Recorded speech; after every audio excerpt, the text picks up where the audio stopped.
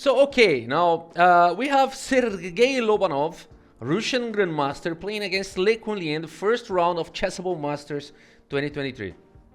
And the game starts with the queen's pawn, and it goes to an Indian defense, where the bishop is here pinning the knight and fighting for central squares, and after e3, the first strike in the center with the c pawn. White keeps developing, but after castling, knight e2 keeps developing, and then d5 strikes the center. We have this very tense center going on. And then Sergei Lobanov decides to kind of isolate this pawn. It's not yet an isolated pawn, but there's nothing can be done to avoid it becomes an isolated pawn.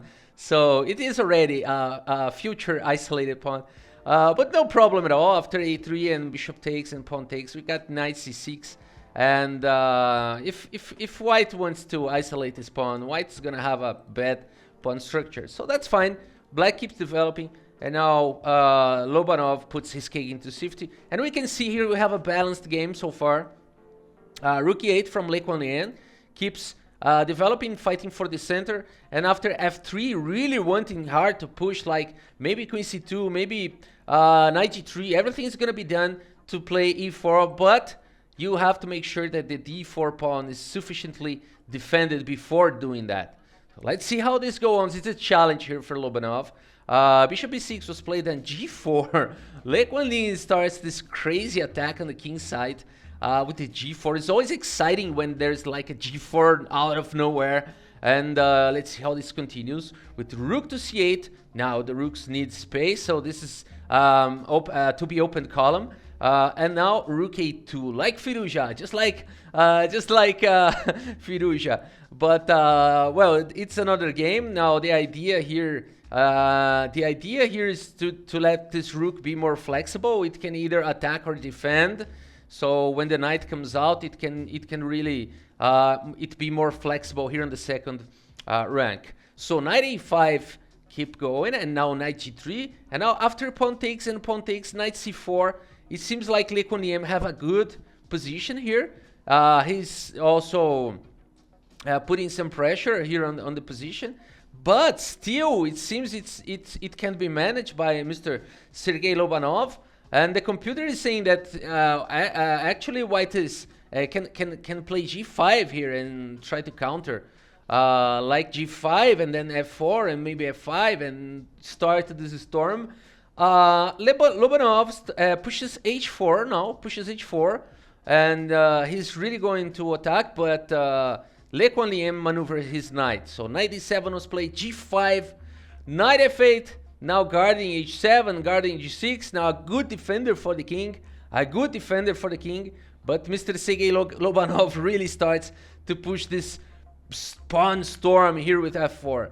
But now Quang Liem needs to be really careful. He retreats the bishop to d7, queen f3 start making pressure. Knight d6 was played. What is going on? What is going on? Knight d6 is sacrificing this pawn for activity. Let's see what is going to happen. Okay, probably bishop e6, right? Probably bishop e6. So there is no chance white can take this pawn. That's why Sergei Lobanov keeps pushing his pawn f5, and now rook to c3. Now there's so much pressure in the position. Bishop to b1, like guarding this bishop forever. No one can take me. This bishop is defended. This pawn is defended. This pawn is guarded by the bishop. So very delicate position here for for white pieces. Knight c4. Now look at that, increasing the pressure. And the computer says it's fine if white plays correctly, like knight e2, and knight e2 was actually played in the game. So the rook is attacked now. Rook to b3, keeping the tension here, and now bishop to c2 was played. One of the few moves in the position. Now just really wanting to throw that rook away, so this rook will go back. But Quang Liem in this position, do not go back with the rook. Do not go back with the rook. He goes for this brave idea, brave sacrifice, exchange sacrifice Rook from B takes E3. Look at that. Now, it's really very, very interesting because, you know, this knight here is very strong. White will lose a good defender, which is this dark squared bishop. Let's see how this go on. But it's not clear. You know, it's not completely clear. Like, it's not a combination with a clear ending. You can calculate here, but you can see that the king is kind of exposed. But black pieces are not that active. This bishop is not like the best bishop in the world. Maybe he'll try to do something like that. I don't know. But this knight also is not a brilliant piece here. So it looks like Quang Liem is exchanging the sacrifice. But maybe he doesn't got enough pieces to do that. Let's see how this go on. Bishop takes and now rook takes. No, knight takes. Oh, nice. Nice. Nice with the knight. Now the bishop can play and now the other knight hopefully can play as well. Maybe going this way. Let's see how this continue. So the rook is attacked. The game continued with rook to b1. But now, oh, come on, a monster move here. A monster move. A monster move here. h6. The best move in the position. This guy is a monster, like Quang Liem. h6. Trying to, you know, explode those pawns, expose the king, and trying to get room to bring his pieces to the game. And maybe the knight can jump to h7. Wow, this is a very restrictive idea. Very restrictive idea. But Sergei Lobanov, a strong grandmaster, keeps with the best move, f6. You know, trying to, it's all or nothing. It's all or nothing. Now it's opening this, you know, it's not that it's doing something, but there are some threats here. Bishop to g4 was played. Now the queen is attacked. Queen steps how do we say it? Steps back. He steps back. So queen f2. And now we have the pawn takes and pawn takes pawn takes g7 with a tempo on the knight. The knight comes back to the game and now bishop to d3 was played. Wow, dude, only the best moves by those two players. The best moves by those two players. With this move, white is activating this bishop, is activating his rook, and ready to go to other places, and also defending again the knight. Because there are some threats here. You know, this knight is really being attacked here. So bishop d3, a necessary move. And now g takes h4, and we have the continuation of the game. Now it's really hard to find a move for white here because this pawn is guarded, and computer says maybe rook e1, the only move in the position, maybe queen f4. Those are the only moves in the position. The third best move is king h1, which was indeed played in the game. So as we can see, not easy to find moves here. So king h1 was played, like getting the king away from the open column. It's about to open. Now queen f6. Now proposing the exchanges, and there we go. Queen takes and knight takes, and let's do a little balance here because there are too many things going on. This pawn is dead, so we can say that black has 5 pawns and white has only 2. But white is exchange up. Is this balanced? Who is better? Now this pawn is hanging. What's going on? Let's see. It's not clear. It's really not clear, not symmetrical, not balanced. Let's see how this go on. Rook takes b7 was played, and now the game continued with it. Bishop f3 check. Okay, fortunately there's a pawn here. Of course, if it was not going to be played without this pawn, but now king to g1 and now knight e to g4. It's getting complicated here. We're getting a mating net here. You know, this pawn is ready to push. And this is really a dangerous position. I mean, is there any way to stop it? Is there any way to stop it? Oh, Quang Liem goes. Oh my God, Mr. Sergei Lobanov makes a blunder now. He plays rook to b1, allowing h3, and now there's nothing else to do. It's forced to play knight f4 now. It is forced to play knight f4 to prevent this pawn from reaching h3, h2, h1, game over. So it's a forced move, and the game could go on like rook e3, and black's still better but not winning on the spot. But after rook to b1, it's all over. It's all over. Let's see how this go on. h3 was played now. Actually, the computer is saying that maybe knight g3 now can hold. Maybe knight g3 or knight f4. Knight f4 actually played. Now we have rook to e3. Now the knight is in conflict because if he takes the pawn, then the bishop is not guarded anymore. So the game continued with rook to f1, rook to f1, complicated. Now king takes g7, Le Quang Liem. Le Quang Liem is again, he's in exchange down, but he's got very active pieces, a passed pawn, and this knight is guarding the bishop, so he cannot take the pawn.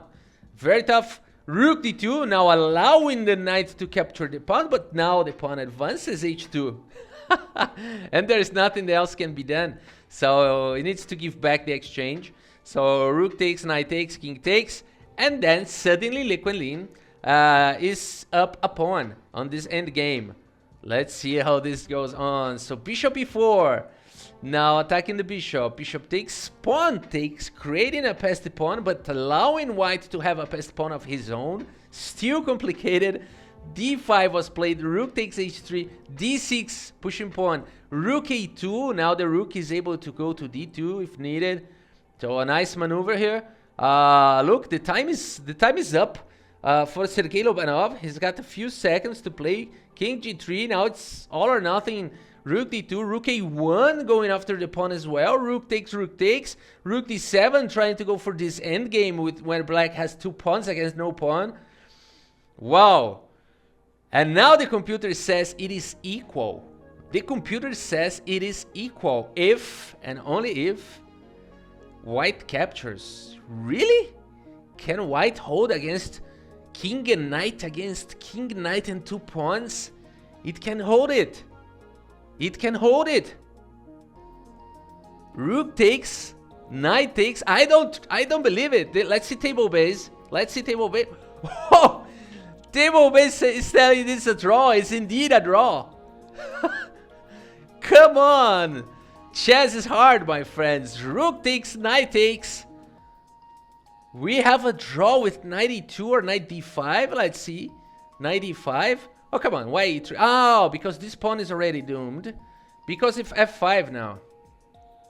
If f5, king f4, king g6. We got this. Yeah. Yeah, the point is, black is two pawns up. But this pawn is too advanced. This pawn is too advanced. I don't know. Maybe I still don't know. I need to check. This is not a trivial thing. But maybe if this pawn were here.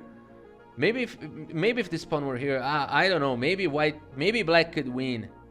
I'm not sure what I'm saying, but I feel like the problem is that this pawn is too much advanced, because after knight d5, nothing else can be done. If knight c5, let's see this continuation. I think this is more resilient. King f4, king g6. Now it's not easy still. Now it's not easy still. Because if I want to play knight c3, then f5, I think is protecting everything. So king e5 is really hard to find because you're kind of... But knight e3... Yeah, knight e3... I mean, we can feel that white can struggle here, but the computer says it's indeed with a good fight, white can draw this. This is crazy. This is crazy. Okay, here we got a good continuation. It's like a forcing continuation. You're going after the knight. And even if you know, if f5 is played here, there's always that problem. So king g5 trying to escape from those checks, but then king d4, it's a forcing line. You can draw this by force, because now knight has to go away, or maybe you can try e3, but knight takes, no problem. So if knight goes like knight b3, then king takes, and it's all over. The knight will sacrifice over the pawn, and this is going to be a draw. So yes, that was the only chance for Mr. Sergei Lobanov.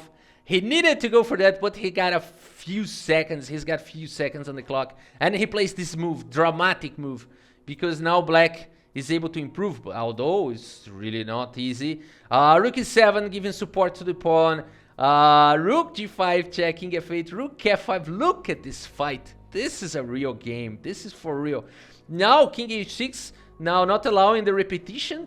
Rook f5, and now knight h7, not allowing repetition of moves. Now this rook is kind of protecting everything. King f2, f6, king e3. King G7 protecting the pawn. Now it looks like this pawn is doomed, but it's not easy to attack it again. So knight d5 attacking the pawn, attacking the rook, and giving room for the rook to attack the other pawn. Rook e6, and now knight f4 attacking the rook again. Rook e8, and now rook a5, and it seems like white has managed to balance the position. It's a drawn position according to the engines. Wow, my friends. Wow, the game goes on. Sergei Lobanov is playing with no time on the clock. Knight g5 was played and rook a7 check. King h6 was played, rook a6 attacking the pawn. And after knight to h7 protecting the pawn. It doesn't look like it's going to hold forever. Now rook a4 going after the pawn, f5. We get rook a6 here, king g7. And now rook a7 check, rook king g8, and now knight h5. Threatening, I think, to capture and then capture, and this is a draw. So rook f8 was played, not allowing that, and now rook g7 check, king h8. Come on, man, what a game! Rook e7, and now knight f6, and it seems like exchanging here is also a draw. Dude! Knight f4 was played. I think that's the only move here. Knight takes f6. Let's see table base. Is it right? It's a draw again. Come on. Why? It's a draw again. Come on. I can never get this pawn, because if I take it, the other pawn advance. How come this is a draw? Maybe because the king is cut and the rook alone cannot. Yeah, that's it. The king is cut. And then when it tries to get near the rook. So the point is, the rook and two pawns alone cannot force the advance. As long as you keep the king cut. It's crazy. It's crazy. Let's see analysis here. Let's try to see this analysis. What to do now? King f4. Yeah, that's it. You just keep the rook here. And what if he tries to make a shield? What if he tries to make a shield? Not easy now. Not easy now. Rook c2. But now the king can come to the game. But oh, come on. It can be. White can draw this. I never could imagine that. I never could imagine that. If checks, oh, then the pawn is hanging. So let's play this first. And now the rook doesn't allow. Okay, as long as the king is near those pawns, and you make sure the rook has enough room to always check the king and separate it from the pawn, then you're fine. But it's easier said than done. It's easier said than done. Come on, you always keep the king. Come on. So that was the only chance for Mr. Sergei Lobanov. He played this. Now he's threatening to fork. What a fight. King g8 not allowing. Now 96 attacking the rook, but then that's a blunder. That's a blunder because it reaches an end game. So maybe he could fight still with king d4, not allowing that knight check. But he had really few seconds on the clock, and then he made his only and first mistake in the game. Only and first mistake, 96, and now 95 check. And the problem is that after the exchanges, black will be a knight and two pawns against the king. So king d4, 97, and it's all over, because if knight takes, king takes, and the king can approach, but you never touch this structure. You just bring your king, so the king will go down, and then you easily win this. What a game, my friends. What a beautiful game. Let's take a look at the report, because I think that it was like 95, 93. I don't know. Maybe I'm overestimating this, but I think it was 95, 93% accuracy. Let's take a look at that, because I think that was a super game. Quang Liem is qualified for the next stage because he just played like a monster. We're going to see his next game right now. But this guy really rocks. This guy really rocks. I think he's from Vietnam, right? Quang Liem, Vietnamese Grandmaster. What a game, my friends. What a game. So I think it was 96, 94, 90, 95, 93, something like that, because I think white has made only one mistake, and it was on the, I mean, he played like 30 moves with no time in the clock, and made really accurate moves. A very difficult endgame. Okay, I put this in the 26 depth. That's why it's taking a little bit of time to make the report. But yeah, this is almost done. And then we're gonna go back to see his other games because it's amazing to see this guy playing. Quang Liem. I think he's one of the best players. He's top 20, I think. Let's see this. I'm the 2700chess.com website, and we have Quang Liem here. Quang Liem. Liem. Where is Mr. Liem? Am I right in... Where is Le here? Yes, there he is. Quang Liem. So he's top 22. I said it was top 20. He's top 22. He's almost there. He's almost there. So he's one of the top players in the world. He's young, 32 years old. He's young, not like Firuja, not as young as Firuja, but he's young, relatively young. A great player. So yeah. So while the report is finishing, let's see another game from Liem. So this was the first round. Amazing game. Let's see the next one. Okay, the report is finished. Okay, it was not 95-93, but it is 98-8. Really good game, as we can see. In the end, was in the end the problem, and there was a blunder there, like we saw the king, the king with the move with the king, and then that was the problem. But we got a bright move here, brilliant move. Rook takes e3, beautiful. That was a beautiful move. All right, so let's go to the second game here. Quang Liem now has the white pieces against the Indian Grandmaster Shyam Sundar. Let's see, Sundar Shyam, the Indian Grandmaster. Let's see this game because now Quang Liem has the white pieces and starts with the queen's pawn, and they're going for an Indian game so far. Black is doing the Indian formation, so yeah, nothing special here. Black just made the Indian formation, fianchettoing, and is going to castle. And then here we have this variation. We've seen this recently. I don't remember if it was a Supi game, the Grandmaster Supi from Brazil. Well, it was similar. Not this position. In the position Supi could play this and allow knight c7. It was a good position, but it was not exactly this position. So it was only similar.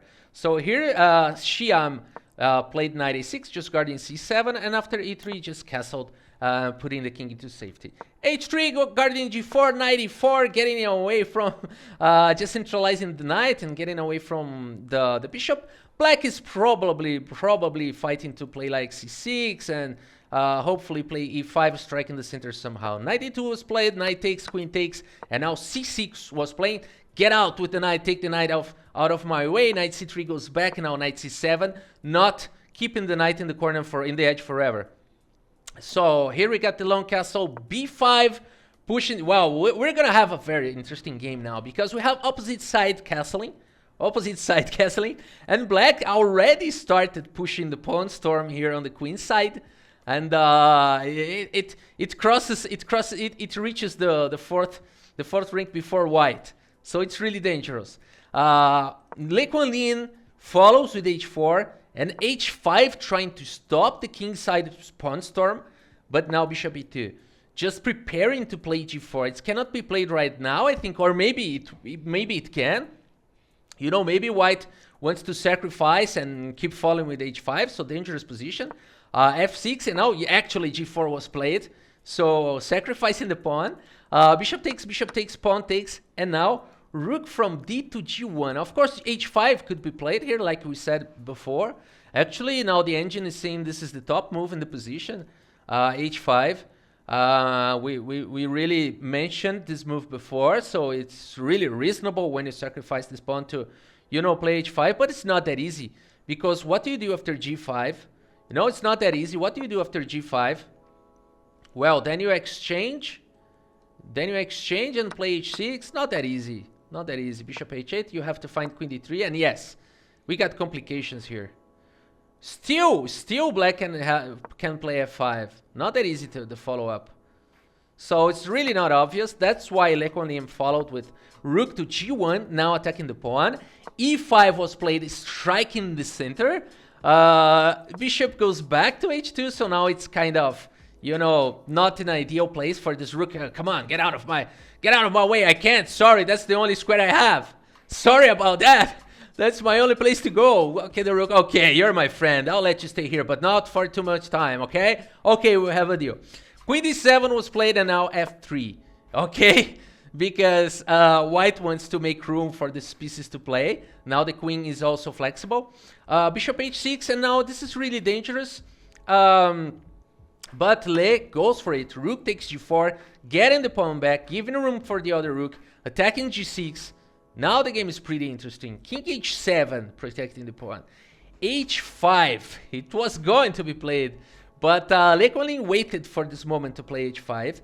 And now this is very interesting because g5 weakness, and now this f6 pawn is like overloaded, trying to defend everybody. So you can just take here and you're getting a pawn and a good attack. So pawn takes d4 was played, attacking the knight. But now, let's see, not time to move the knight. Pawn takes, it was actually a blunder. The computer is saying that it was a blunder. So it was really needed to play g5 and pawn takes, and then f5. And then f5, it was more the resilient, more resilient, although white's still better, but more resilient, trying to close the position. But after pawn takes, now pawn takes with check. Things are getting hard because king g7 was played, but now this monster move bishop f4. Whoa, great. That is a great idea. Because now you're allowing the knight to be captured with an attack on the queen. Look at that. And there is also potentially the attack here on h6. And of course we want to go to the rook on h7. The queen is hanging, but the pawn can take the knight, attacking the queen. So not so easy. Bishop f4 was played. And after bishop f4, okay, but now black has no time to do this. The point is black has no time to capture the knight now, because white is attacking first. White is attacking first, so you just get the bishop here. And now you move the queen away and it's all over. If pawn takes you don't take the pawn. You can play just... Oh, computer is saying you can take the pawn. You should not. You should not. Computer, you let computer do what he can do. Humans do what humans can do. So I do not recommend you. Now this is a good for you. Now black cannot attack you. Just keep it, keep your king safe. And now white has actually checkmate here in a few moves because he cannot stop too many pieces, like 2, 4, 5 attackers and potentially 2 defenders. 5 attackers against 2 defenders. There's no way to defend this. So that's why now Mr. Grandmaster Xiam goes for this this idea of capturing the bishop, allowing rook h7. And now white goes for this great idea. Pawn takes f4. Keep the queen attacked. Just making sure... Wow. Just making sure that he keeps attacking. Because if he takes now the bishop is taken and the queen is pinned and the knight is attacked. This is really interesting, very tactical. White is still winning though. White is still winning though because this knight is hanging. But maybe black has some counterattack with that. So many pawns with a passed pawn here. White is still winning anyway. So, but Le Quang Liem gives no chance. He keeps with pawn takes f4. Wow, and now the queen is still attacked. But the point is you cannot capture here. You cannot capture the knight attacking the queen as well. Because queen h2 is... You keep attacking the queen. The queen is still attacked, but there's also checkmate threat. Mate in 2 threat. So this is completely winning. So that's why it's over. It's over. Queen e6 was played, still fighting. Still fighting. But now f5. Great attack from Le Quang Liem. Great attack combo, attacking combo. The computer is saying that also knight e4 is possible. But I like this f5 idea. f5 attacking the queen, giving room for the queen to attack. And now pawn takes on c3 was played, attacking the queen as well. And now the amazing combo. And now the amazing combo. Rook h8, mate in 3, mate in 3. If you make puzzles on chess.com, you would find this continuation. You know, if you train puzzles, you would find this continuation, because the point is, the queen has also access to through this diagonal. That's why f5 was like exclamation mark, double exclamation mark for f5, because now the queen is able to. I mean, you play rook h8. What I mean by that is that if king g7, then you can checkmate through here. And if he king takes, then you can do like this, or maybe you can do like this. Doesn't matter. There's no way to block, and then you're checkmating next move. Ta-da! Checkmate was played in. Indeed, was played in this game. It is really hard to see a checkmate in chess. Those grandmasters, they probably. I really admire and I congratulate Mr. Grandmaster, Mr. Xiam, to allowing the checkmate, because Le Quang Liem made so many beautiful combinations that his opponent, Mr. Xiam, congratulated him by allowing him to checkmate him. You know, this is really gentle thing to do. I would do this myself, you know. If I'm losing, like my opponent is making a brilliant combination that finishes with a checkmate, I would not resign with mating one. I don't think it's. I would allow him, and I would give a great smile and compliment him, and that's why I'm not the world champion. Okay, so just kidding, but I think that's a nice thing to do. But okay, let's see the next game. So let's just allow the report to be done while we're gonna see the next game in the tournament, because Le Quang Liem finished first place and made an incredible tournament. So we are seeing his games, we are watching his games today, and very soon we're gonna have the report. Let's see the other game. What a game! What a game! That was crazy. Now bishop f4 was a monster move here. A monster move. Very complicated tactics going on. f5 was great idea, and rook h5. Beautiful finish. Beautiful finish. Yeah, Mr. Xiam allowed him to checkmate. Okay, my friends. Really beautiful games from Mr. I don't know. What am I doing? Quiem. It's Liem. Le Quang Liem, that's Quang Liem. That's why I'm not finding his games. So this was the second round. We have now the third round. Now he's playing against Armenian Grandmaster Mikhailian. Armenian Grandmaster from the school of Tigran Petrosyan, the Armenian giant, the father of the Armenian chess, Tigran Petrosyan. So while the report is being done, is being generated, we're gonna follow through this game from Grandmaster Mikhailian against Le Quang Liem, which was played yesterday on the Champion Chess Tour Chessable Masters. Again, let's look at the results here. Le Quang Liem made this incredible 7.5 points in 9. Levon Aronian is there, right? He just won the last tournament from Champion Chess Tour, and now he's second here. And some people said that his chess was over. He was too old. No, he was too old. Look at that. He's in great shape. Levon Aronian, a great player. The Armenian Lion. So Vladimir Fedosiev, third position. Vladislav Artemiev is playing great chess. Maxim Vashel, Agrav as usual. Not their backup. This sort of maybe potentially the future the world champion. Potentially the future world champion. This player from Uzbekistan, prodigy. Denis Lavazek, Ronak, Yan Wu, Vincent Keimer is there, Pragnananda, the new generation is also there, Tabatabae, Shigaev, of course. Now great players, Samuel, the king breaker, Sevian. Now, yes, he's a great player as well. Kramnik is playing and he's doing great, 6 points. 6 points, that's nice to see Vladimir Kramnik playing this. George Meyer, the giant. Now, he's from Germany, but now he's playing in Uruguay, right? He's from Germany, George Meyer, I think so. Ito Hizaga, Erigaizi is doing great. Usually he's in top of the, but he's 6 points. I mean, he went great. Daniel Dubov is there, 6 points. You know, this is a tough tournament. Many players with 6 points. Letuan, so Pensilaya, Grigory Oparin is there. Alexander Fia, the Brazilian Grandmaster, he really was great here, 5.5.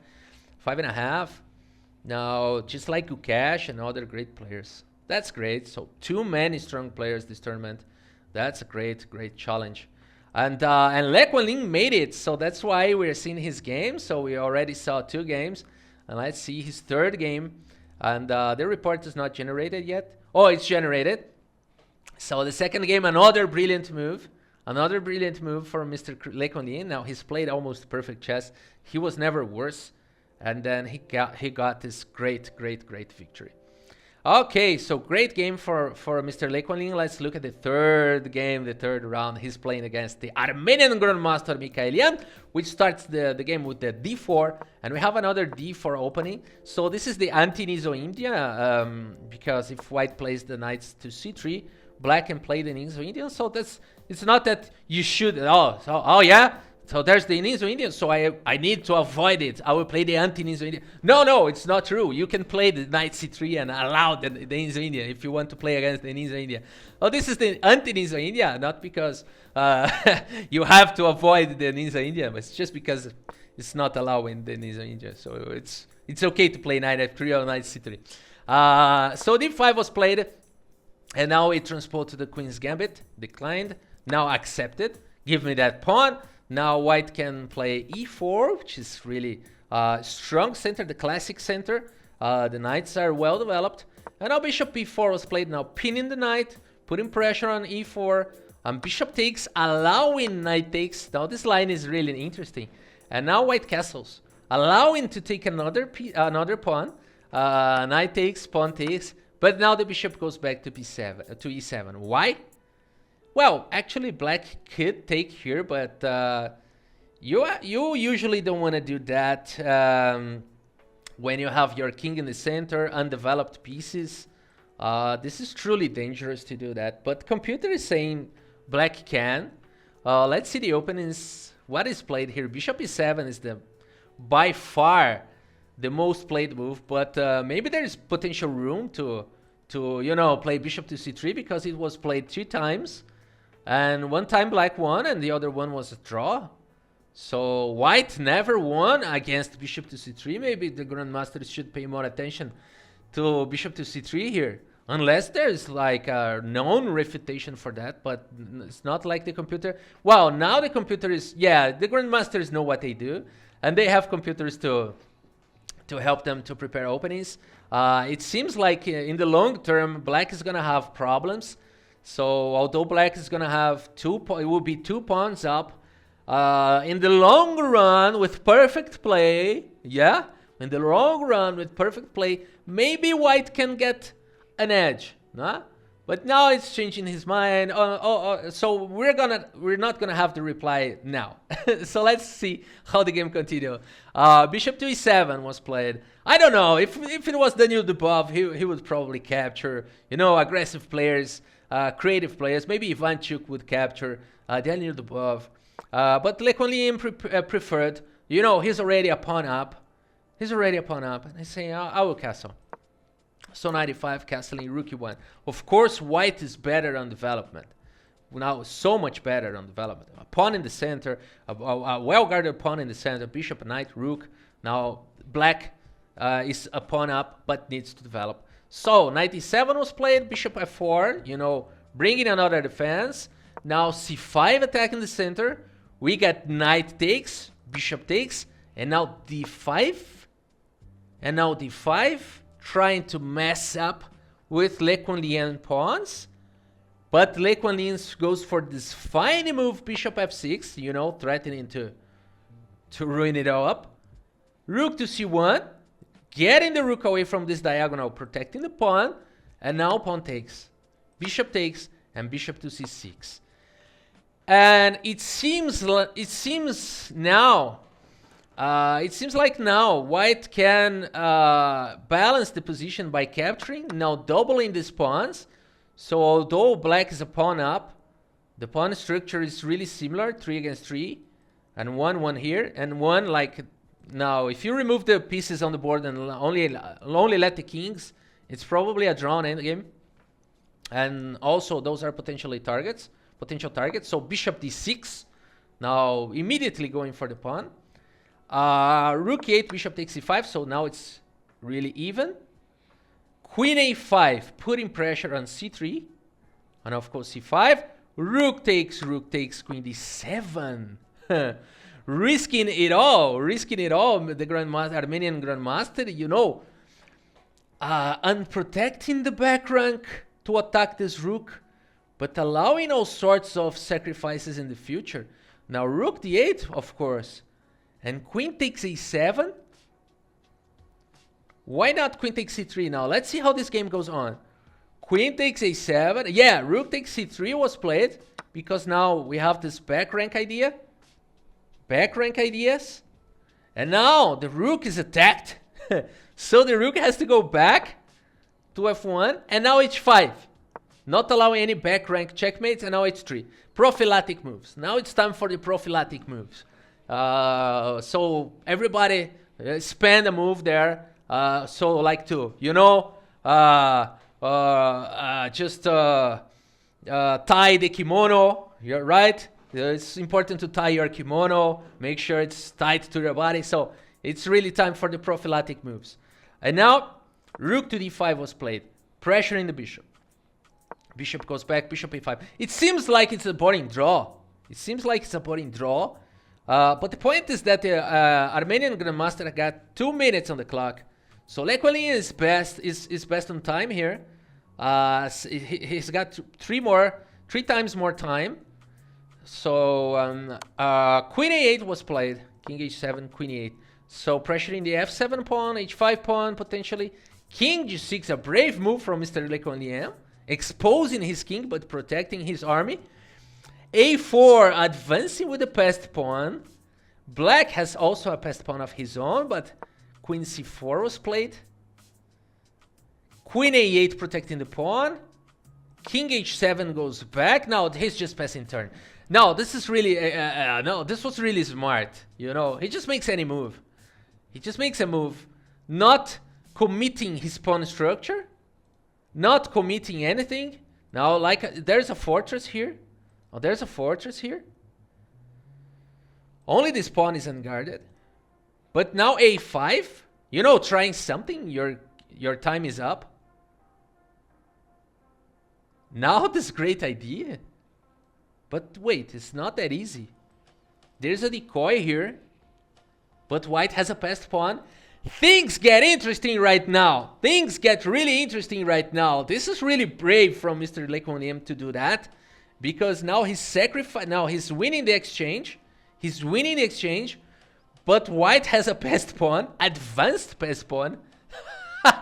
And he will have to defend with the rook and the queen. Let's see how this goes on. How this goes on. Bishop checks. Gets the exchange. a6 advances the pawn. Rook d6. Now is it the only move? Not the only move. But a good move. What is it doing? What is this move doing? I know it's protecting the pawn, but isn't it time to play this? Oh, you can't. It's easy to go wrong here. It's easy to go wrong. No, it's actually still holding. It's actually still holding. Rook a5 was still holding, but he goes rook d6. Sometimes it's difficult to understand what like those grandmasters, super grandmasters do. Le Quang Liem goes for the best move according to engines, although rook a5 was also a good move. But I think, what I mean by that is it's much more logical to play this.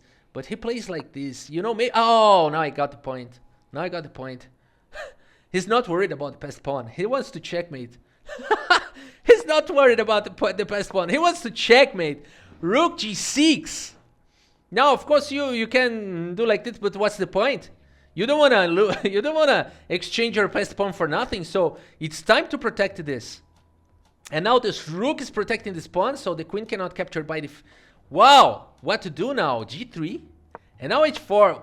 What an attack from Le Quang Liem out of nowhere. So rook to d6. Rook to d6 was the key move, because you play rook a5, and the best you can get is a draw as black. The best you can get after a7, now the pawn is protected. The best you can get in the world is a draw.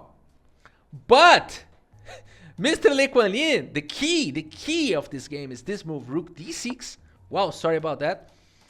Rook d6, let's go back. Rook d6, let's go back a few moves. rook d6, and now he goes rook g6, and now h4. How is he going to hold this? g4. Now rook f6. Rook f6, threatening rook f3 maybe? Rook f3, rook h3 mate. Queen e8. Now this is going to bring a second queen in the board. There's no time to play. There's no time to play rook f3 because of queen e4 check. Capturing the rook. Or maybe worse than that. Queening. Maybe queening. Or maybe only capturing the rook. If g6, capturing the rook, and then you're going to queen next move. So you're winning. So there's no time to play rook f3. But there's a winning move here, which Quang Liem finds. Rook takes f2. Give him back material. Give him back material and getting rid of the best pawn and going for an endgame when now he's protecting the f7 pawn. But now this pawn is hanging. I mean, there's no time to capture that pawn. Let's see what's going on. Queen takes, queen takes. Now we got this endgame. Being a pawn up. Is it possible to win? According to computer, it's possible to win this endgame. Ah, the key is this pawn here. The key is this pawn here. Because after queen e3, white cannot, try to make this fortress here because queen g3 is now taking all the pawns. Taking all the pawns. So queen g2 is forced. Queen g2 is forced. The only defense for this pawn. But now this is really sad position. Really defensive and sad position. Let's see now let's see the technique from the Grandmaster Quang Liem to finish this game. He continues with king h6, king h2, queen f4 check, king h1, g6. Now the problem is you need to keep this structure here, and now black is improving. King g1, king e3, queen e3, king h2, f6, little by little. Let's see the technique. Little by little improving. King h1, there's nothing else to do. King comes to g5. Now, of course, we want to see how to finish this. Now, queen d5. Wow, not f5. I would play f5. f5 is still good. f5 is still good, but maybe we got some diagonal checks, but it's still good. But king f4 was played. Queen e6, not allowing the king to go to g3. Now this is Ivanchuk's king. He's going there and he's going to capture his opponent king. I think that's what he wants to do. If it was Ivanchuk's king, he was going to capture the opponent's king. But now king f3, of course that's a joke. Queen takes f6, queen g2. Oh, king g3, come on. Now there's no time to capture this because of checkmate. Now queen d6, king takes h3. No more check. Oh, okay, there's a check here, but now this pawn is hanging. Beautiful, beautiful, beautiful. Now there's no way to stop it. Now, of course, queen will give like 200 checks, but it's winning. Let's see this. Now the queen is going to make 200 checks, just like queens do. That's what queens do. They give 100 checks. Queens do 100 checks, but now Quang Liem managed to, Rubik's Cube. And now it's done. Because if you give a frontal check like this, you block it by checking. Let's see this end game, because you exchange, yeah, and then you get the opposition. How to win this end game, I'm not sure, but yeah, let's take a look at that. Now you play g5. Yeah, no, not this. Maybe king f3 wins as well, but you have to repeat the position until you find that this is the winning move. Now, this is the winning move because the king has to go back. And if he tries to go here, you get the opposition. And if it goes here, you advance with the king, right? Only move. Only move. You gotta know this endgame. Only move. Because if you go here, he gets the opposition. And when the opponent gets the opposition, when you have your king in front of the pawn, that's a draw. So you gotta keep doing like this. And now, if the king goes like this, you just push, go here, and then you're winning. Let's do this. Let's do this way. And now king f2, king h1. And now don't push the pawn. It's gonna stalemate. So what do? You get the king d6. King d6 in front of the pawn wins always. Except when it's a rook's pawn. Then it's a draw. Okay, so let's do king f2, king h1, not push the pawn, it's gonna draw, stalemate, but rather king there. And it's not a problem now that white gets the opposition, because king is on the 6th rank in front of the pawn, it's always winning, except when it's rook's pawn, it's a draw. And how do you do it? You simply move the king away, and now you push the pawn, and now the king has to go away, and you're done it. A great game from Mr. Quang Liem. What an attack. What an attack. Rook d6. What a game. Again, this guy is a monster. Rook d6 was the key. Was the key move.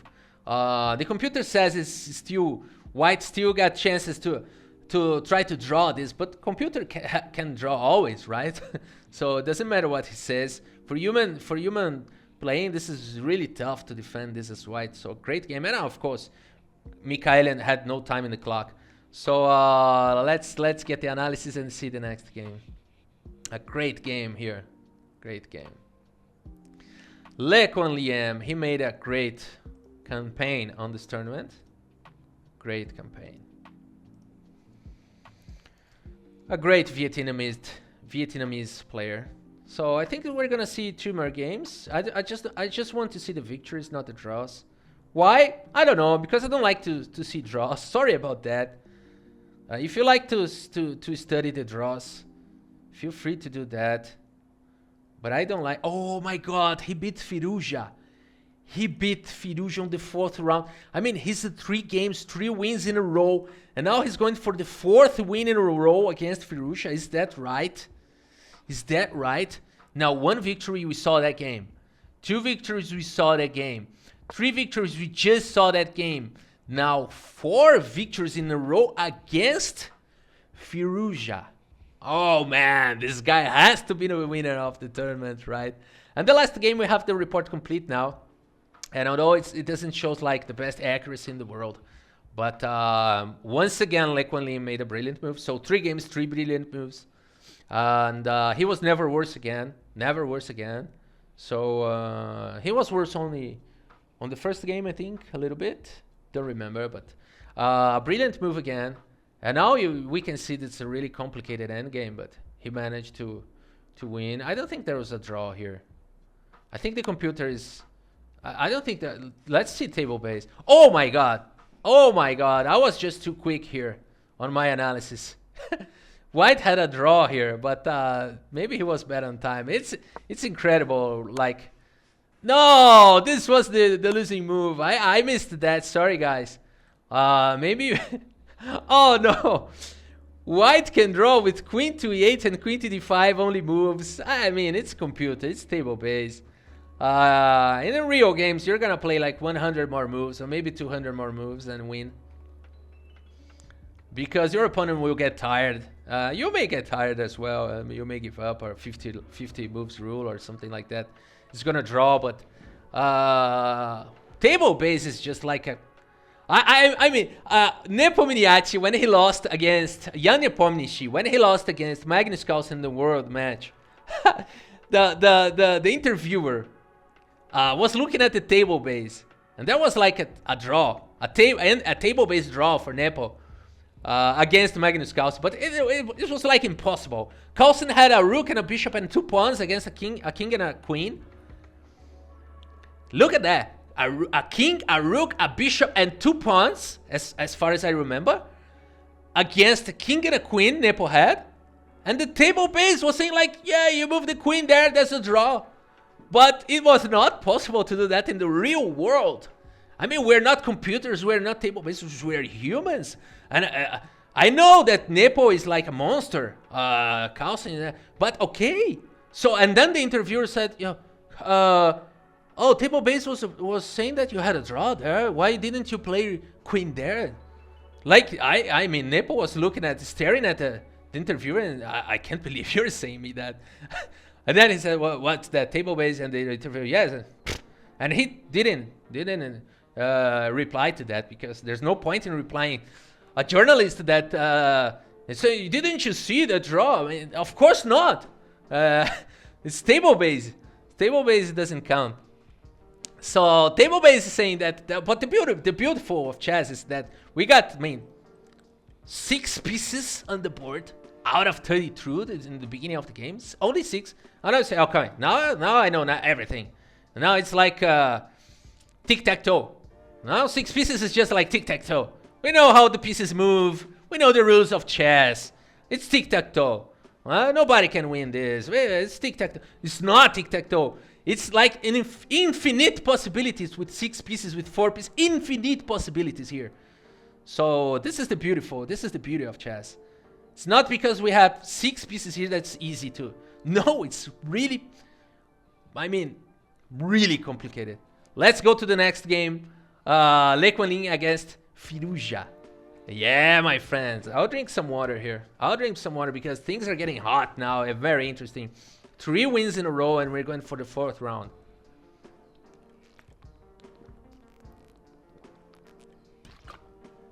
Oh, sorry about that sound. Okay, Quang Liem starts with the queen's pawn. Again, another queen's pawn. King's gambit. The queen's gambit, sorry. The queen's gambit. E6. Not accepted. Oh, he's going for the Catalan. The Magnus Carlsen's Catalan. Now pawn takes bishop g2, c5. Castling. Now knight c6, queen a4. Going after the pawn and pinning the knight. Maybe he's going to play this. And it's like unsustainable. So bishop d7. Now pawn takes on c5, so when he's just making sure that when the queen captures the pawn, it comes with a tempo over the bishop. So knight a5, attacking the queen, the knight is guarded, protecting the pawn. Now queen goes back to c2, still threatening to go after the pawn. White gets the pawn, is still a pawn up, but now knight a5. Striking all the points here, important points. Queen to c7 attacks the knight. Bishop f4. Now this is sophisticated opening. Sophisticated has it already been played? Yeah, this is very rare line. But now there are some threats here. Yeah, I know. Maybe knight g6. Bishop to d6 was played, not allowing that. Now knight takes d7, threatening to capture here. So knight takes d7, bishop takes, queen takes. And yes, my friends, Quang Liem is still playing a pawn down. So, interesting. Rook to d1. Now the point is black didn't have time to castle. Now this knight is really bad in the corner, you know, trying to hold the position. And it's really interesting. And it got a knight. A minor battle here, minor pieces battle. A bishop and a knight against 2 knights. Truly interesting approach. Queen c7, knight a3, going again after the pawn, and maybe worse than that. Maybe knight b5 combo. Knight b5, knight d6 combo. Now the king will be in trouble. I don't want your pawn. I want to mess everything up. So castling, kind of forced. But now, Mr. Quang Liem goes for the super move b4. Monster move, because now you cannot capture en passant, and now the knight which is guarding this pawn has to go away. So knight to c6, and now queen takes c4. Now with the pressure on the c column. Great, huh? Threatening to push the pawn, but not that easy. Not that easy. Not that easy, because now black has too many possibilities. Knight from d to e5 was played anyway. And now queen to c3. Just going for the dark squares. Now making sure the queen is going to be overloaded. Interesting. Now maybe he's threatening to put the knight on d6 and push b5. Very interesting position. Rook from a to c8. Of course, Firouzja fight now on the c column. So knight b5. And now knight to d6. He goes for that combo. And now, he's threatening the rook. He's threatening to push the pawn. Now this knight will be defenseless. Tough position for Mr. Firouzja. Tough position for this Iranian player, which is now playing in France. And by the way, he's playing a great chess.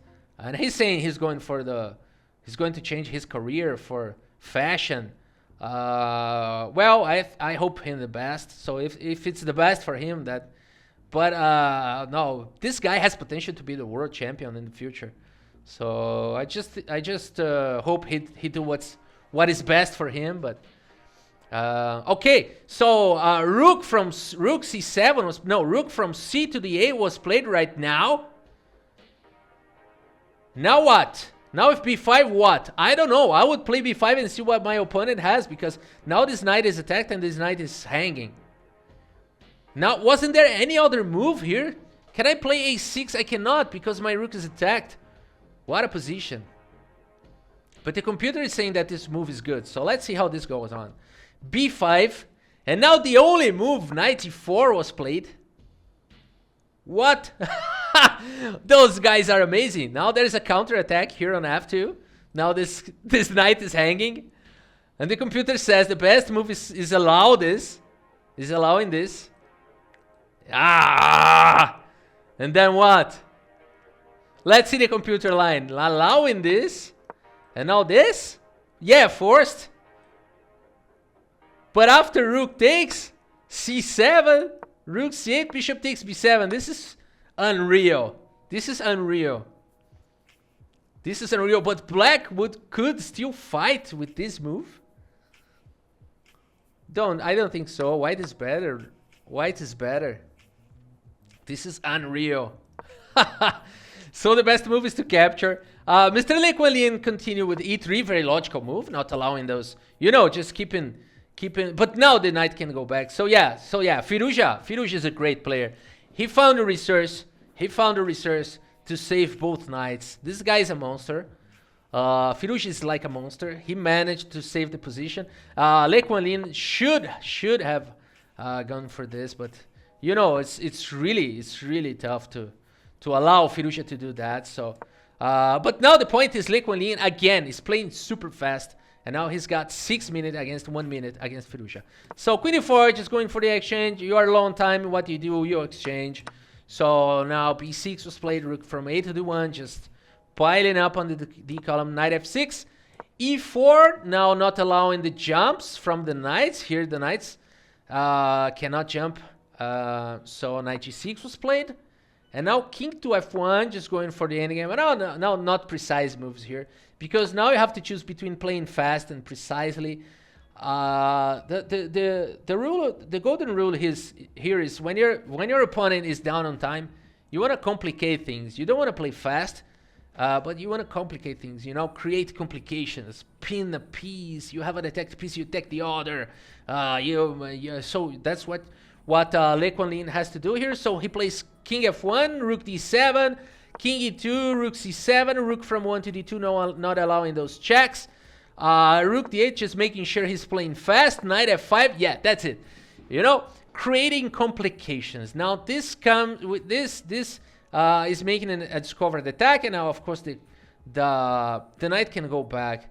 The idea is not to checkmate on the back rank, because this will not work, because the knight will go back, and then you're gonna cry because it didn't work, right? So the point is, after rook takes, I think the move is to capture. Yeah, actually this was what was played in the game. Rook to c4, and now knight to c6, going after this pawn. Now this pawn is hanging, but now there's a potential checkmate threat there, because you are threatening this, and after you go there, check here. Now they coin the king and giving check, and now the knight goes back, and then you checkmate. So interesting. So let's say any move just to see that happening. there. No way. So yes, that's why Mr. Firouzja played h5 here, and now h3, controlling the knight jumps and allowing to capture. What's the threat now? What's the big deal now? If black captures here, then rook d8, followed by king fork. Nice. So those guys see everything. Now Firouzja immediately saw that, played rook a4, and now e5. Oh, those guys are really. Now knight e4, attacking the rook. Bishop takes, rook takes with the check, king d3, pawn is guarded. Rook a4 again, king c3, going after the rook, the pawn is guarded. a6, pawn takes, rook takes, king b4. Now the king is threatening to go there and there. H4, trying to counter in the king's side, But now the computer doesn't like this move. White was better anyway. It's really hard to find any move here. Fiducia has 6 seconds on the clock. Now it's all over. A4, pawn takes, F6, trying to... You know, this knight has nowhere to go. The point is that. Now rook d8. King b5, it's all over. What? Knight takes e5. Okay, now he's just making a pre-move. And he's just pre-moving anything. He's just pre-moving. What's his idea? What's his idea? Okay, he wants to do that. I mean, that was tricky. But now simply king takes. And it's over because knight can take, but this is a completely winning endgame for white here, right? I mean, rook e8, knight b4, pawn takes, and then this pawn is going to hang, and he's going to have to sack the knight, and this is winning endgame for white. Another special game from Mr. Quang Liem. 4 rounds. 4 points in a row. Great games. I bet there are brilliant moves again here. I bet there is another brilliant move here. Let's get the report. Let's just close this tab. And wow. Quang Liem, the winner of the Champions Chess Tour Chessable Masters 2023. What a player. What a player. What a tournament he had. What a tournament. Let's just go a little bit further here. Just in case you want to... Oh, rook d6 was maybe more instructive. No attacking 2 pieces. Now if knight e5... I don't know. I would capture this pawn. Simply capture this pawn because now you just get rid of the passed pawn. This pawn is doomed. You cannot capture it right now anyway. So I would do this. Then I would go for this and then push the pawn. There's nothing can be done. There's nothing can be done. You can even sack the rook here. But you don't have to. Maybe you can just, you know, play this. Okay. Maybe I should have sacked the rook. But yeah, it's winning anyway. Let's see. King g6. Just a little bit. Okay. This is winning. a5. Now this is over. Pawn takes 2. Okay. Let's go for the next game. Meanwhile, the report is being generated. Okay, the report went. Oh, no, they're brilliant movements. Wow, man. Every game, Mr. Quang Liem doesn't get worse than his opponent, so he's always better. He's always in dominance. And 4 games, 4 brilliant moves. Every game, a brilliant move for Mr. Quang Liem. Great. Let's see another one. Quang Liem. I said one because of Quang Liem in tribute to Quang Liem. So 4 games, 4 victories. And now he's playing black. No, he's playing against Nodirbek Abdusattorov, which is, in my opinion, potential future world champion. And now it's a draw. And then he played against Mr. Alvar Alonso, and he got victory. And then he got another victory against Fedosiev. What a campaign. And then he drew against Aronian. If you draw against Aronian, even with the white pieces, like, it's okay. It's the best possible result. It's like Magnus Carlsen would probably draw against Aronian as well. So it's a good result. And then against Artemiev. But now he's in the top. And now he won the tournament. Let's see the game against the Spanish Grandmaster Alvar Alonso. It seems like it's a quick win. No, 42 moves, not quick win. Not a quick win. Good morning. Good morning, Paikane. Good morning, Danny. Good morning, people. Thank you for being here.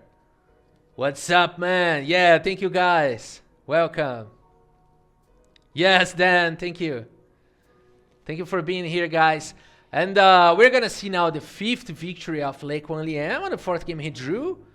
And now we're going to see the 5th round against the Spanish Grandmaster. Let me drink just a little bit more water. I will mute my mic. So it's not an AS. How ASMR? ASMR.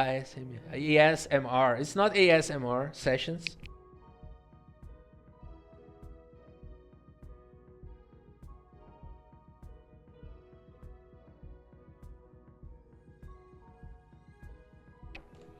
So you don't have to listen to that. Okay.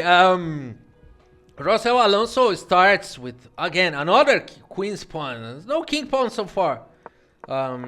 Okay, again, then anti-Ninja India, not allowing the king in Ninja India. Oh no, it's not that. You can allow the Ninja India.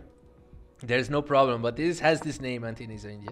Okay, now G3 going for the Catalan against Le Quang Liem, which just played the Catalan. Now bishop checks. Now this is a Karpov. It doesn't have the Karpov name, but I would say this is Karpov style move. But then he goes back, but not in this game. He's gonna play a5. Now bishop e7, I think is by far the most played. I think this is more recently played, right? Yeah, bishop e7 is by far the most played move. But yeah, recently black is playing a5 with good success. So let's see Le Quang Liem with modern theory here. a5. Let's see how it goes. Queen c2, castling. Now bishop g2, bishop goes back. Now this is why I think this is a Karpovian. Ninja Indian is very Karpovian style in general, because you know, just decoy the bishop to a square which is not really good, and now you are happy with that. You go back. Now this is really tough for beginners to understand those kinds of maneuvers. He came to this bishop and now he went back. Why didn't he play immediately bishop to e7? And one possible reason is like now this pawn is not. Yeah, I mean you cut the connection from the queen to this pawn. You decoy the bishop to a square he doesn't want to be.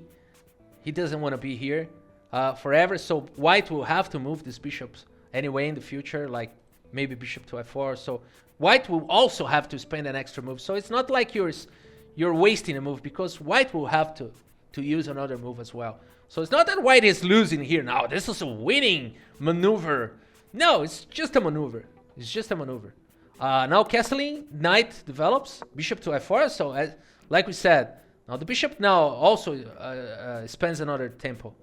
c6, knight bd2, knight h5, going after the bishop. Bishop to e5, f6, going after the bishop again. Of course, the knight could capture, but maybe you're improving white's position. So f6, going after the bishop. And now g5. Wow. Le Quang Liem is like, wow. Those guys really know when to do stuff like this, because f6, g5 creates a lot of weaknesses. But they really know how and when to do it. Now e6 is a potential target right now, but it can never be reached. Oh, I mean, not now. Bishop e3 forced, and now fianchettoing the knight. A knight fianchetto. What's the point here? Now in h5? Let's see how this goes on. Now knight b1, a very stylish move, which the computer doesn't approve. A very stylish move the computer doesn't approve, but it's not a bad move. According to computers, I mean, it's logical move. You're giving room for the pieces to play. You're fighting for central squares, and you want to remove the bishop and play e4. It's a logical move. b5 was played. Playing on both wings. Le Quang Liem is playing on both wings here. Amazing. Now don't believe old books. Old books say they say that you have to choose a wing, and the opponent will play on another wing, and whoever plays the best in the wing he chose is gonna win. But Le Quang Liem is playing modern chess. Here. He's playing on both wings, on both sides of the board. Pawn takes, rook to c1. Now, clearly white is playing on the queen side and wants to exchange a few pieces, because black is gaining too much space. And you have little space, you're restricted, you want to exchange pieces. But now bishop a6. Okay, knight to c3. Rook to c8. So Le Quang Liem is making sure he's putting pressure on both wings. Now he's threatening b4. So queen d3 goes away from the pin. Queen b6, putting pressure on the queen side. Now out of nowhere, Le Quang Liem is now playing on the queen side. a4. Pawn takes. Now the queen is attacked. But Mr. Alonso, now this a4 move was great. Now this a4 move was like a monster move. What about b4 here? Now b4, knight b5. Okay, no problem. Knight is there forever. But this is a monster move because now he's giving up a pawn, but he will have possibility to free his pieces to play. So bishop to b4, not allowing that. But now he strikes on the king's side. Ah, great game, great game. Now he's striking on the king's side. g4 of knight h2, h5. Now bishop h6. But it doesn't seem like has a good attack here because this knight is going nowhere, not so soon. I mean, even if he reaches e3, he cannot go anywhere. Now the bishop is the only active piece here. This knight is pinned. The queen has no good squares to go. Well, maybe there, but oh, this is not easy to play as white here. Maybe you want to go there, but yeah, if you can go there, maybe sack here, and there are some attacking chances, but not easy, not easy. Queen d6 was played, and now rook takes a4. Now queen d6 was not approved by the computer. The computer said maybe rook f to e8 and trying to free the knight. But okay, queen d6 was played. Rook takes a4. Knight b6 attacking the rook. Rook goes back. Now rook f7. Now freeing the knight. Now the knight is free to jump. But Mr. Alonso doesn't allow that. Then he goes for bishop takes. A decision that the computer doesn't approve. Again, the computer is like he doesn't approve anything. So it doesn't matter. But here the point is that the computer says it needs to take the knight from the corner. But okay, he would not approve. Even if you play this, and then the computer would say this is a bad move, because the computer never approves your moves. So bishop takes was played, king takes, and now knight f1. Knight to c4. Suddenly Le Quang Liem pieces are really advancing. So the queen is attacked, b2 pawn, which is defend. Now there are some tactical points here. Maybe you can in the future think about sacrificing so you can eliminate a defender. So yeah, that's exactly what is going to happen in the game, because now the queen has to go back, and now that is exactly what happened. Knight takes b2, eliminating the defender. Rook takes, and now bishop takes, getting the piece back. But now black has a passed pawn. Is attacking the rook, of course. Now rook from b to c2. And the bishop is pinned. But the rook can join the party. Ooh, rook from f to c7. And now the bishop is not pinned anymore and is sufficiently defended. And this bishop pair is a monster. The queen is trapped. I mean, this bishop is not allowing both rooks to play. No, the rooks cannot play. The queen cannot play. Only the knight can move, and I'm not sure it can move. The game continued with e4. Pawn takes, bishop takes. Bishop to b5. Why bishop to b... Oh, threatening this. Knight e3. Bishop a4. Position is collapsing. d5 is like a desperate move. And the time is everything. Mr. Le Quang Liem, again, is with much more time than his opponents. Bishop takes. I know black is better. But black is better, and it's better on clock, it's better on position. It's just not to make any primitive mistake. And then it's... Oh, bishop e5 now, pinning the bishop. And the king is on the dark square, so no way the bishop can escape checking. Queen d3 is scary. This is scary. But don't be too scared. Just play f5. And now, of course, what would you do?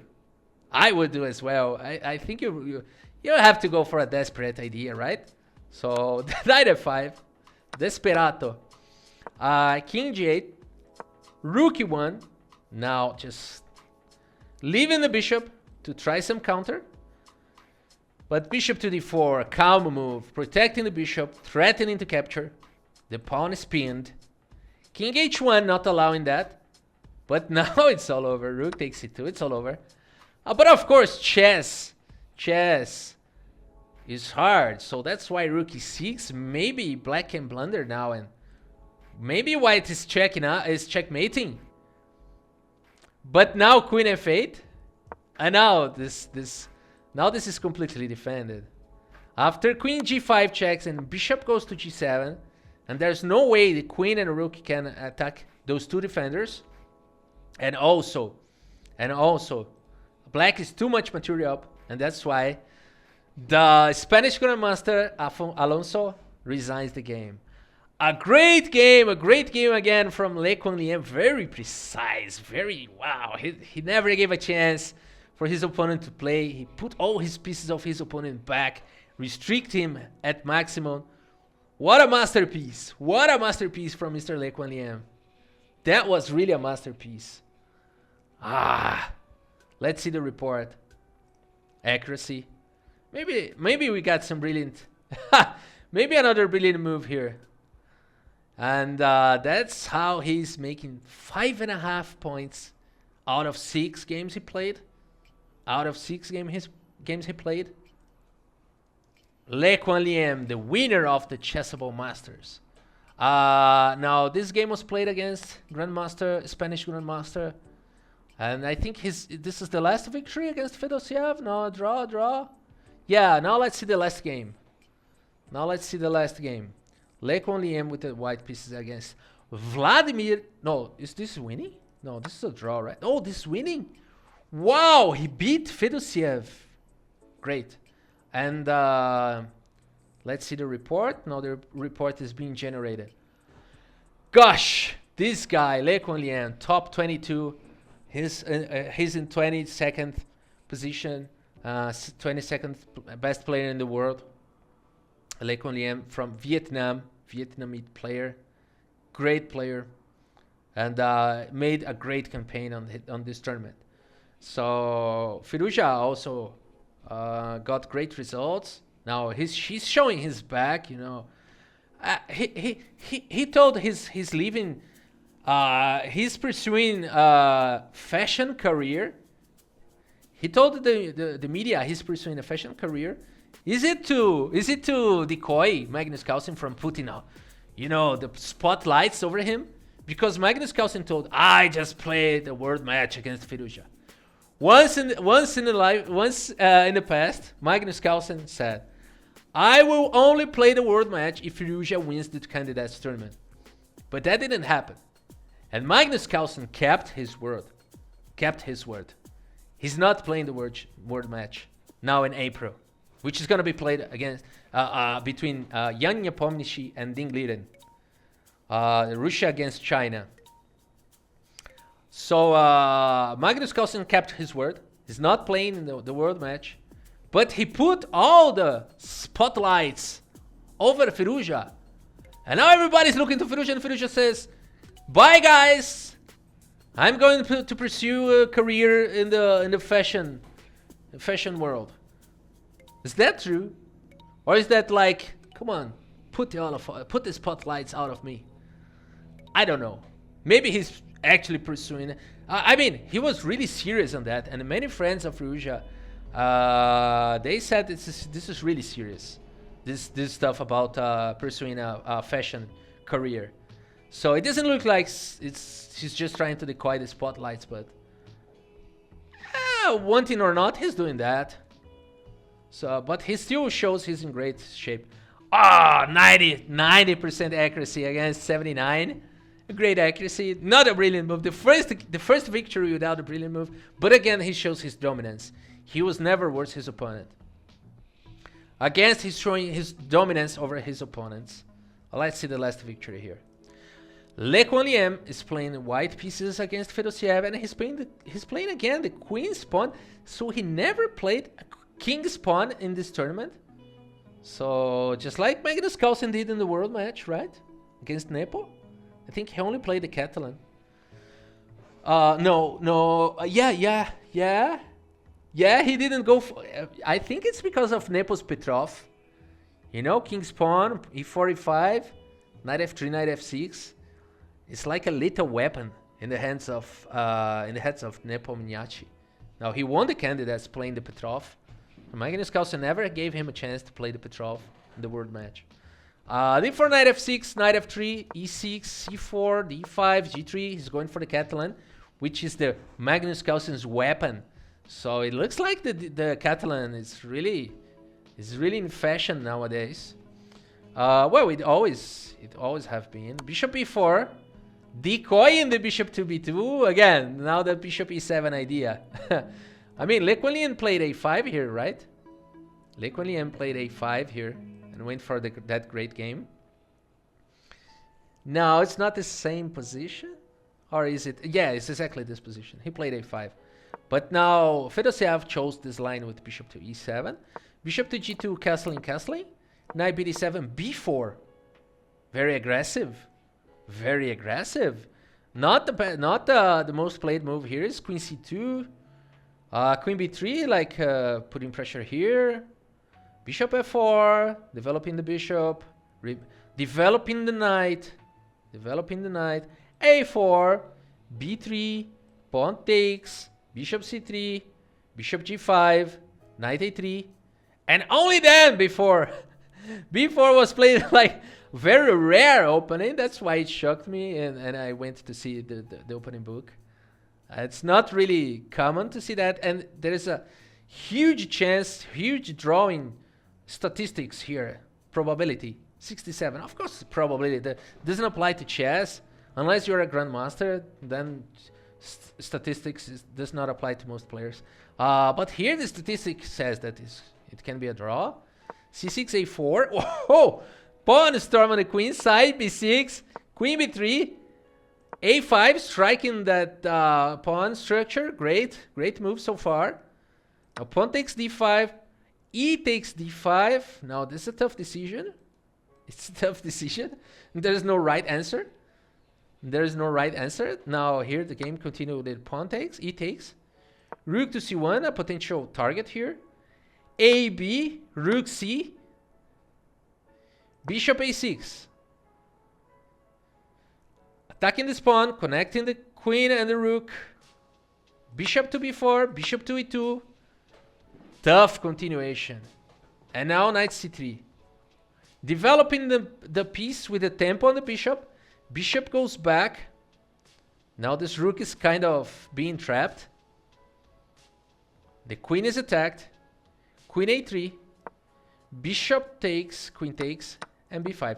Great development. I don't know about b5, but so far great development. Black can still, but now this is hard to find a move here. This pawn is attacked many times. This rook does not have many places to go.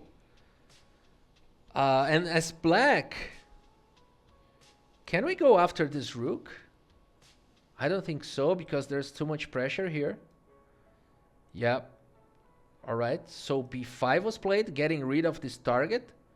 But now knight takes, knight b8, going for this kind of trap. Interesting. Rook d6. Queen e7. Now this rook is pinned. Rook e1, attacking the queen. Knight e4, blocking. This is getting interesting. Knight d2. And now rook takes a4. Oh, this is really sophisticated. Now decoying. But what's going on? I don't get it still. Takes. Now takes, remove this defender, and now you take. Great combination. Let's see how this goes. Fedosiev is a monster. He finds this. Bishop takes, eliminating the defender. Attacking the queen. But now, Le Quang Liem goes for this. Great.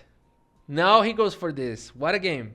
Now this is all of the detail, whoever calculated. Now the details here is best. Now the only move here, I mean, queen takes b5 is also possible. Now computer is saying you have to take with the knight and allow that kind of continuation. Of course, you don't need to capture. You can go back, but you can also capture and go. Now this seems like a draw, but it's not actually. Maybe it seems like a draw. Maybe white is a little bit better because bishop and knight, but But now it doesn't go like that. It goes bishop takes e4, creating problems here. What a game! Queen takes d6.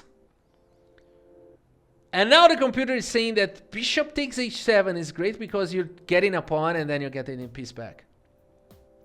But somehow the best move in the position is... Computer is not sure about which move is the best. Quang Liem goes for this. Now allowing this. But now rook takes and white is a pawn up. In the end of the day, white is a pawn up. And this pawn is guarded. And slightly more active pieces. Knight e7, knight c4. Queen g6, rook goes back. And there's this passed pawn, which is very, very dangerous. Can this win? Wow.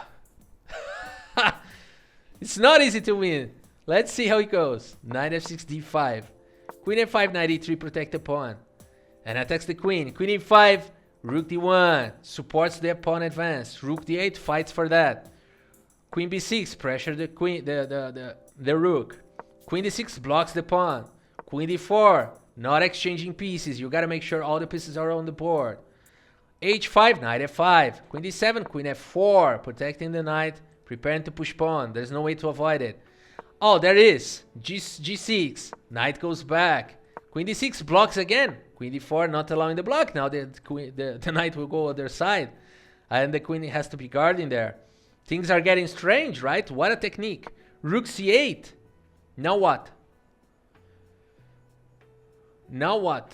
If here... okay, you're hanging a pawn. Sorry about that, guys.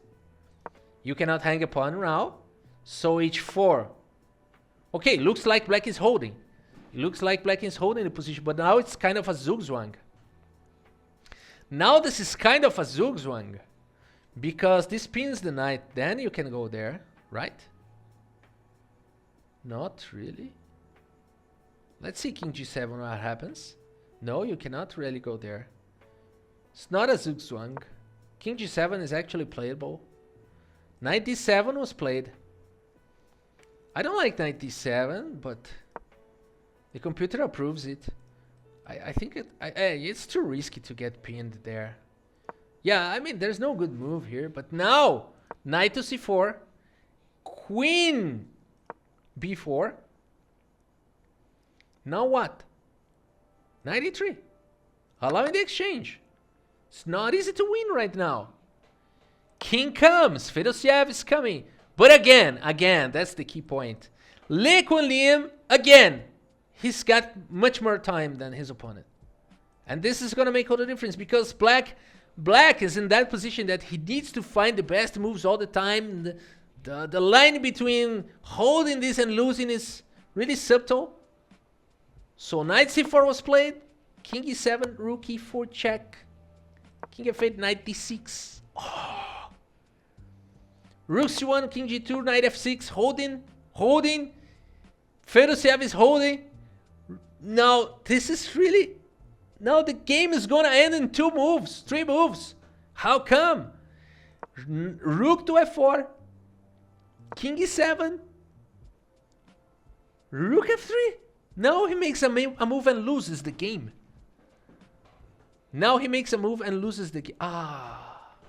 He makes one of the few moves that loses the game on the spot. You can play now king d6 and go for this endgame. And with a precise play, black can hold.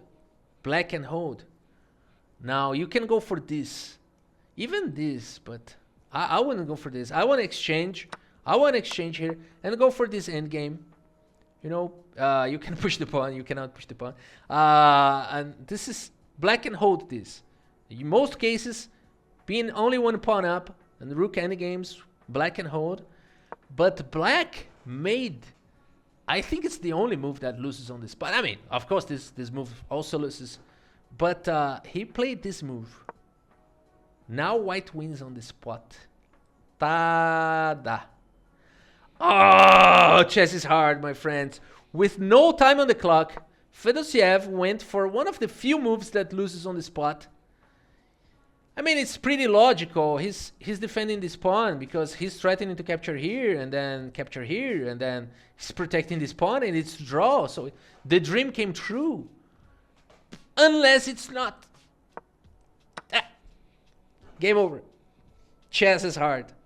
Game over. Ah! Fedosiev played like a monster, but again, the time makes all the difference. And there's a point when you're gonna blunder, when you're low on time. There's a moment you're gonna blunder, and then it's all over. Ba da da da. It's over. Can still play.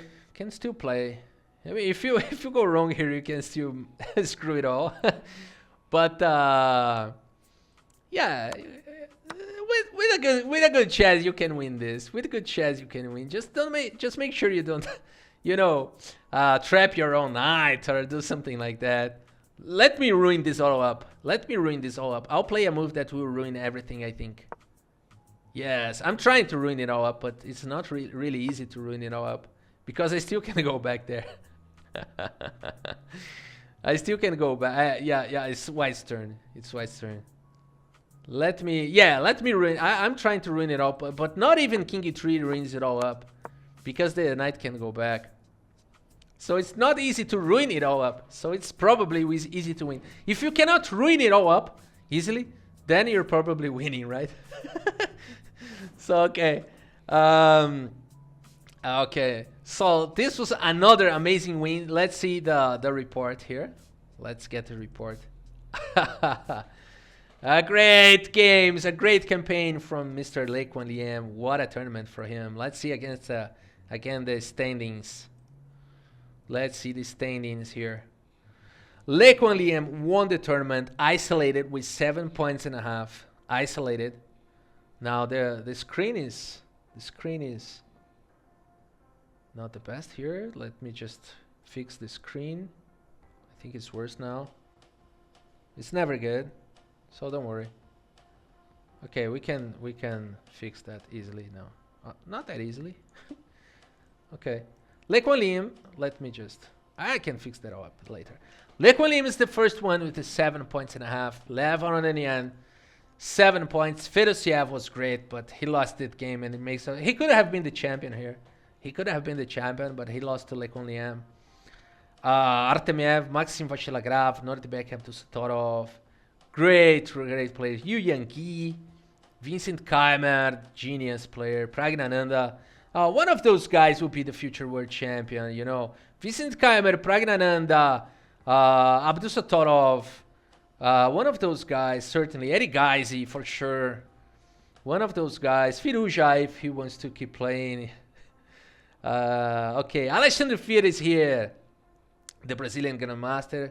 Very active in international tournaments. So happy to see him. Great in this tournament. Oh, now in front of Anish Giri.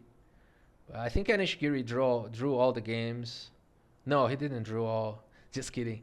He's a great player. No, actually, we make those jokes about Giri drawing games, but he's one of my preferred players nowadays. I really like his style. I'm really a big fan of Anish Giri. But the joke never ends, right? Okay. Durabaili, Vasif, great players here. Let me go back with the. Let's just not mess it all up for the future. And let's see if the report is complete. Almost complete. Almost complete. Good morning, guys. Thank you so much for being here. Hope you're enjoying. So we fully covered the games. Oh, 2 brilliant moves here. So 6 victories. Is it 6 victories and 3 draws? 6 victories and 3 draws. And out of the 6 victories, 6 brilliant moves. Because only one game he didn't make a brilliant move, but now he made 2. Just to make sure that every victory, 6 victories and 6 brilliant moves. Oh, really nice. And again, he's showing his dominance. Never worse, better on clock. Now, he was really consistent on that, right?